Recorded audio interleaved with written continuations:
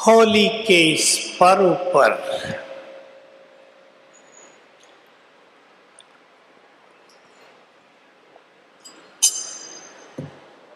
आज से हम सभी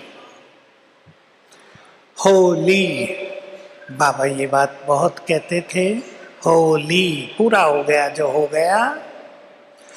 पास्ट के प्रभाव में जीवन नहीं जीना है। आप सभी बाबा के पास आए हैं, मन से चिंतन करें।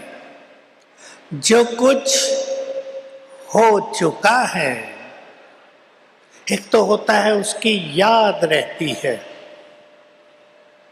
दूसरा होता है कुछ बड़ी चीज हो गई तो उसका गहरा इफेक्ट दिमाग में बैठ गया है। हिंदी में जिसको कहते हैं सदमा लग गया। किसी की मृत्यु हो गई, वह इसकी माँ को तो सदमा लग गया। किसी बुरी घटना का बुरा इफेक्ट दिमाग पे छा जाए, समा जाए, वो जीवन के लिए बहुत बुरी चीज होता है। हम तो अगले पूरे कल्प का महान भाग्य बना रहे हैं। चिंतन में लाएं, सभी खुद को अंतर्मुखी करें। 5000 साल का हर दिन का दिव्य पाठ हम अपने में भर रहे हैं।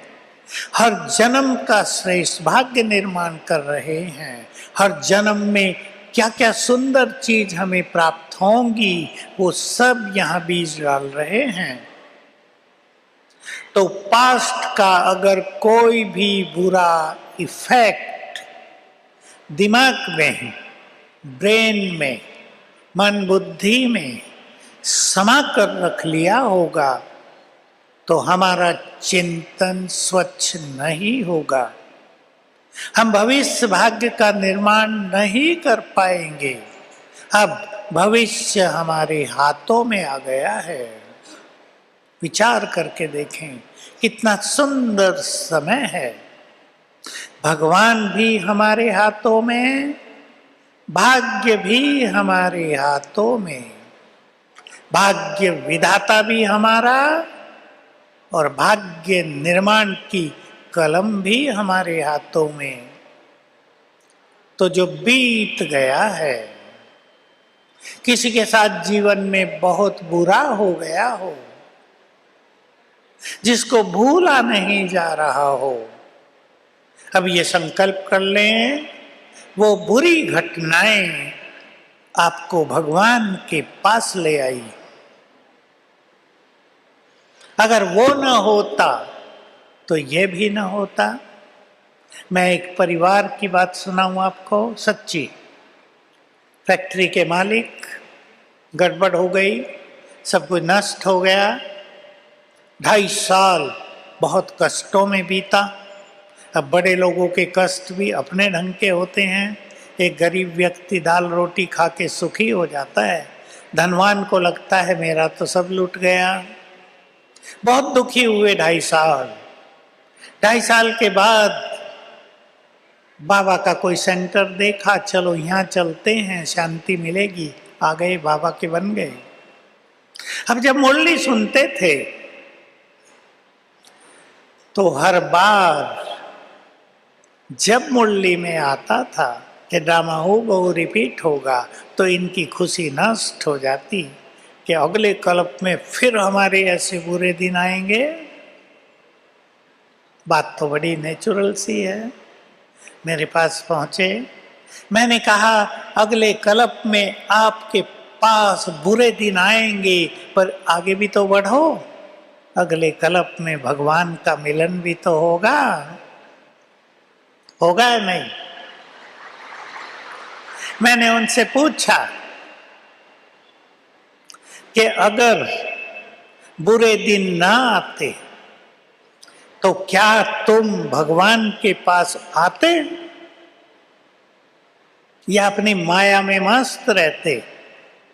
सोचने लगे कि सचमुच हम नहीं आते। तो बाबा ने जब देखा मेरी ये महान आत्माएं मोह माया में व्यस्त हो गई हैं, ये मेरी ओर नहीं देख रही, तो तुम्हारी वो मोह माया छीन ली। ये भी एक गुप्त राज है, गुह्य राज है। और तुम बाबा के पास आ गए। अब अपने अगले कल्प को महान बनाने का सुंदर पुरुषार्थ करो। तो पास्ट की बातों के इफेक्ट को भूलना है। और किसी ने पास्ट में कुछ बुरा किया हो जो बार बार याद आता हो, योग में बैठते हो, प्रभु मिलन का सुख मिल रहा हो और वो बात फिर याद आ गई, सब खट्टा हो गया, सब कड़वा हो गया। अब दो काम करेंगे हम सभी। जिसने आपके साथ बुरा व्यवहार किया उसको क्षमादान। उसके शब्दों को याद न रखो, भगवान के शब्दों को याद रखो। ईश्वरीय नशे में होंगे तो बात समाप्त होती दिखाई देगी, हमें छोटी होती हुई नजर आएगी। क्षमादान करना है और पास्ट के इफेक्ट को जो दिमाग पर छाया हुआ है उसको स्वमान के अभ्यास के द्वारा सदा सदा के लिए डिलीट कर देना है। और वो स्वमान हमारे कुछ बड़े स्वमान हैं। चले उन स्वमानों के चिंतन में। मैं हूं पूर्वज, महान आत्मा, संसार का पालन पोषण करने वाली, सबकी बड़ी पूर्वज। मेरे लिए ये सब बातें बहुत छोटी हैं, मुझे तो सबको देना है। मैं दाता हूं। पास्ट पूरा हुआ, मुझे पास्ट की कड़वाहट से, ध्यान से सुन लेंगे, मुझे पास्ट की कड़वाहट से वर्तमान के सुनहरे दिनों को विषैला नहीं करना है। पास्ट की कड़वाहट पूरी हुई, वर्तमान के सुख भरे दिन हमारे सम्मुख हैं। प्रभु मिलन के सुंदर अवसर, ब्यूटीफुल अपॉर्चुनिटी हमारे सामने है। उसका परम सुख लेना है, ये चिंतन करेंगे। हम बड़े हैं, बातें बड़ी नहीं हैं। बाबा के बहुत अच्छे शब्द हैं, संभालें अपने चित्त में बच्चे। बातें बड़ी नहीं हैं, बड़े तो तुम हो। स्वीकार करें सत्य को। हम सृष्टि के बड़े हैं, तो बड़े विचार, हमारी बातें भी बड़ी, हमारा दृष्टिकोण भी बड़ा, हमारी भावनाएं भी बड़ी, देने का भाव। तो एक सुंदर प्रैक्टिस हम सभी फिर से करते हैं। मैं पूर्वज कल्प वृक्ष की जड़ों में सारे 20,000 भाई बहनें, और जो बाहर भी सुन रहे हैं लाखों, अब सारे कल्प वृक्ष का पोषण करेंगे, पालना करेंगे। कल्प वृक्ष मेरे सिर के ऊपर ही है। मैं पूर्वज पूज्य ईश्वरीय शक्तियों से भरपूर हूं। जो शक्तियां सर्वशक्तिवान में हैं, वे उन्होंने मुझे भी दी हैं। मैं भी उनकी शक्तियों से भरपूर हूं।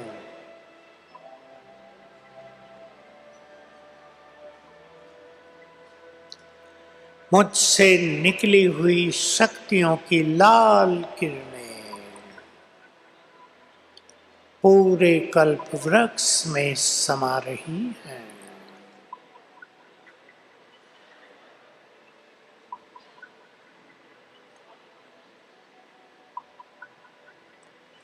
विश्व की हर आत्मा को शक्तियों का दान मिल रहा है।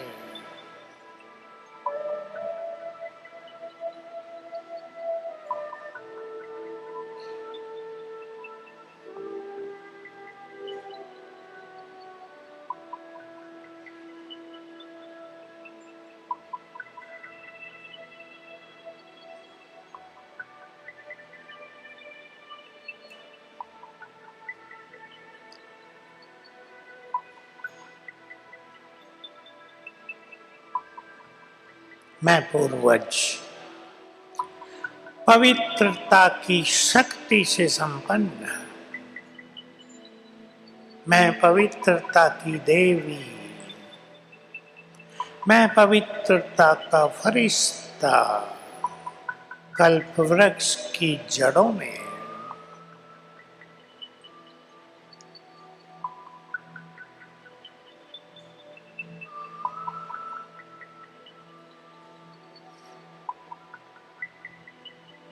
मुझसे निकली पवित्रता की गोल्डन किरणें पूरे कल्प वृक्ष में फैल रही है।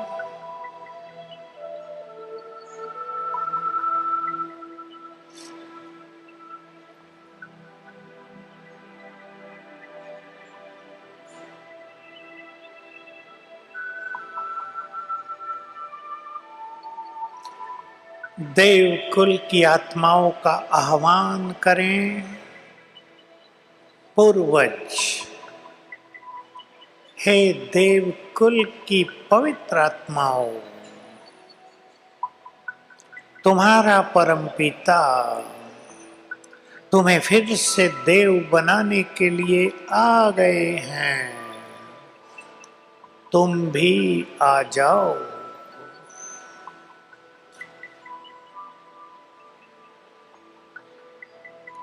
संकल्प करें, सभी देवकुल की आत्माओं के पवित्र संस्कार जागृत हों।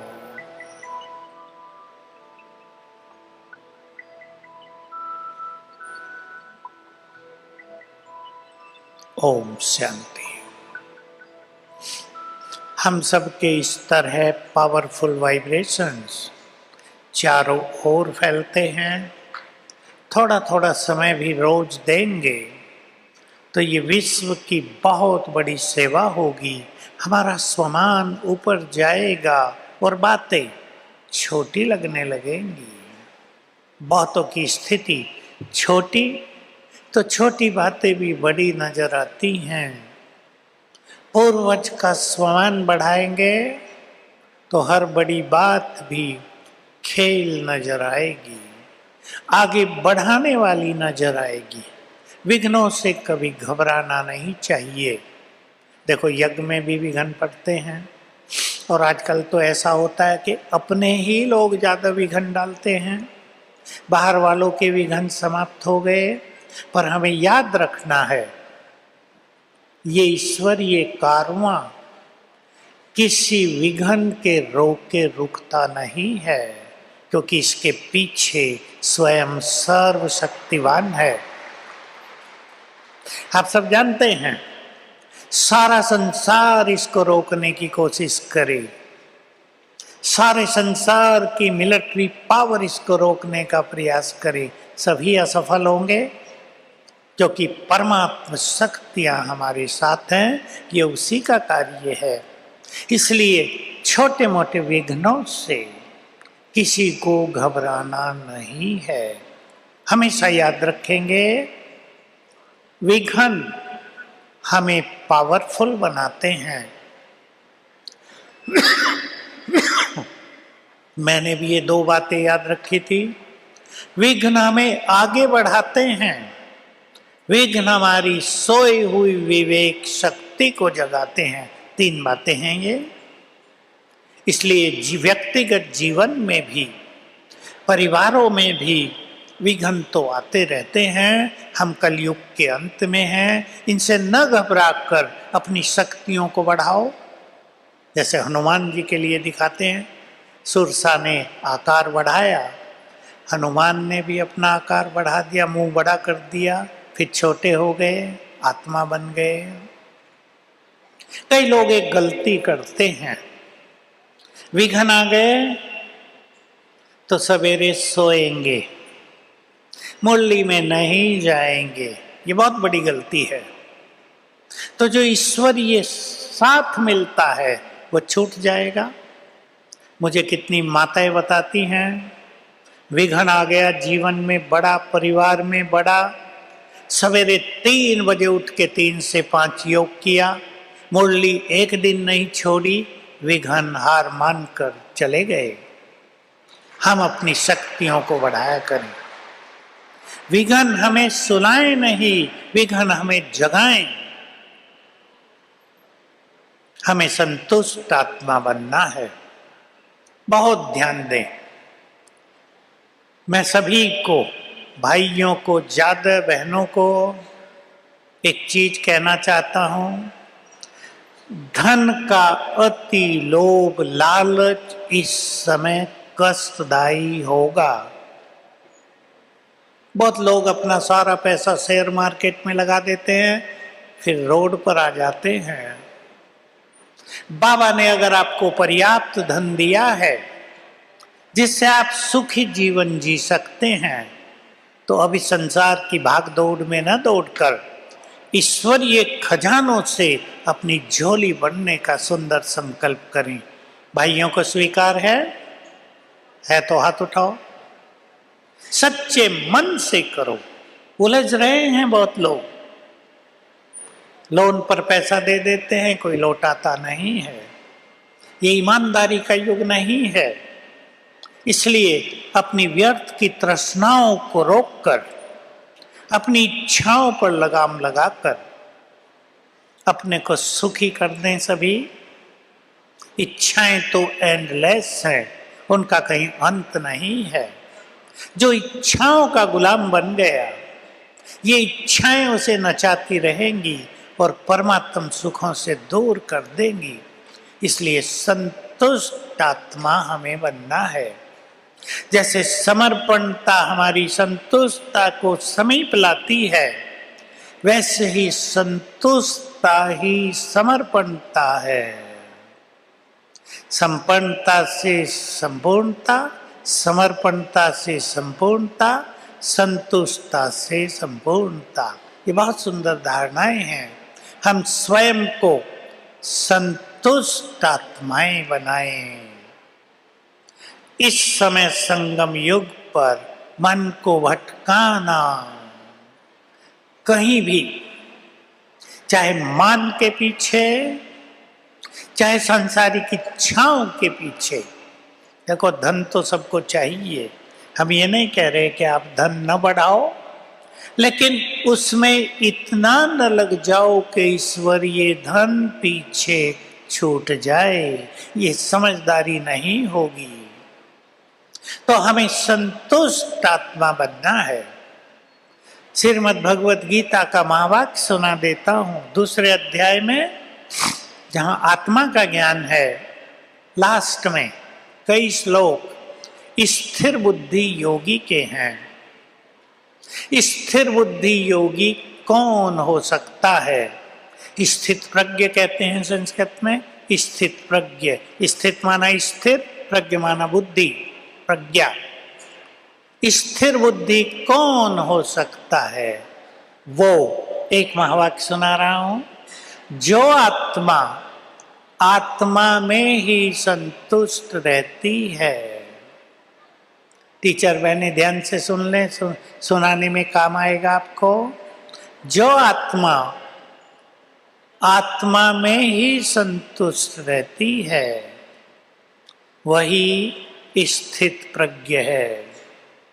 आत्मा आत्मा में संतुष्ट, अर्थात जब हम आत्मिक स्वरूप में स्थित हो जाएंगे, जब हम आत्मा को ईश्वरीय खजानों से भर लेंगे, जब आत्मिक सुख हमें पर्याप्त अनुभव होने लगेगा, तब जीवन में बहुत संतोष हो जाता है। संतोष परम धन बन जाता है। वो संतोष, वो संतुष्टता बुद्धि को स्थिर कर देती है। इसलिए बहुत सुख है बुद्धि की स्थिरता में, संगम युग की संतुष्टता में। और याद रखेंगे, जो मनुष्य आत्मा भगवान को पाकर भी संतुष्ट नहीं हुई, अपने से बात करें, अगर मैं भगवान को पाकर भी संतुष्ट नहीं हुआ, नहीं हुई, तो क्या संसार की कोई स्थूल वस्तु मुझे संतुष्ट कर पाएगी? सोच लें सभी। और यदि हम इस संसार से असंतोष लेकर वापस गए तो हमारी गति क्या होगी? मैंने आपको एक संकल्प दिया कि अगले कल्प का, हर जन्म का, सच तो ये है हर दिन का भाग्य हम बना रहे हैं। तो जैसे आज बाबा ने कहा था, याद करो, दुनिया वाले तो कहते हैं खाली हाथ जाएंगे, पर हम तो भरपूर हाथ जाने वाले हैं। तो एक संकल्प कर लें यहां बैठकर, जब हम बाबा के पास जाएं तो सिर झुकाकर नहीं, सिर उठाकर जाएंगे। सिर झुकाकर वो जाएंगे जो खाली हाथ जाएंगे, सिर उठाकर वो जाएंगे जो अपने को ईश्वरीय खजानों से भरपूर करके जाएंगे। तो बहुत अच्छे चिंतन की आवश्यकता है। सभी अपनी इस मधुबन की यात्रा से बहुत अच्छा चिंतन साथ लेकर वापिस जाएंगे कि मुझे आए हुए शिव बाबा से सब कुछ प्राप्त कर लेना है। सब अपने अंतर जाकर ये पावरफुल संकल्प करें, कितना सुंदर समय आ गया है, भगवान हमारे सामने है और खुली ऑफर कर रहा है। ये बहुत अच्छे शब्द हैं बाबा के। बच्चे, मेरे से जो चाहो ले लो। सीन बनाए, बाप दादा सामने खड़े हैं और सिर पर हाथ रख के बोल रहे हैं, बच्चे मेरे से जो चाहो ले लो, हर जन्म के लिए, हर जन्म के बाद मृत्यु भी कैसी हो, इच्छा मृत्यु का वरदान ले लो। संपूर्ण सुखों का वरदान ले लो। हर जन्म में हम भरपूर रहें, वरदान ले लो। तो ऐसा सुंदर अवसर हमारे पास दोबारा नहीं आएगा। अपने से बातें किया करें, ये स्वचिंतन है। और संकल्प कर दें, भरपूर होकर इस संसार से जाएंगे, संसार को देते हुए जाएंगे, संसार से कुछ भी लेते हुए नहीं जाएंगे। अनेक आत्माओं को ऋणी बनाकर जाएंगे। युग युग हमारे उस दाता स्वरूप को संसार याद करता रहे। लास्ट संकल्प दे रहा हूं, सभी संकल्प करें। मैं ये संकल्प बहुत देता हूं अच्छे अच्छे पुरुषार्थियों को, हम अपने काम आए जन्म जन्म, हम अपनों के काम आए जन्म जन्म, अब संसार के काम आ जाएं, भगवान के काम आ जाएं।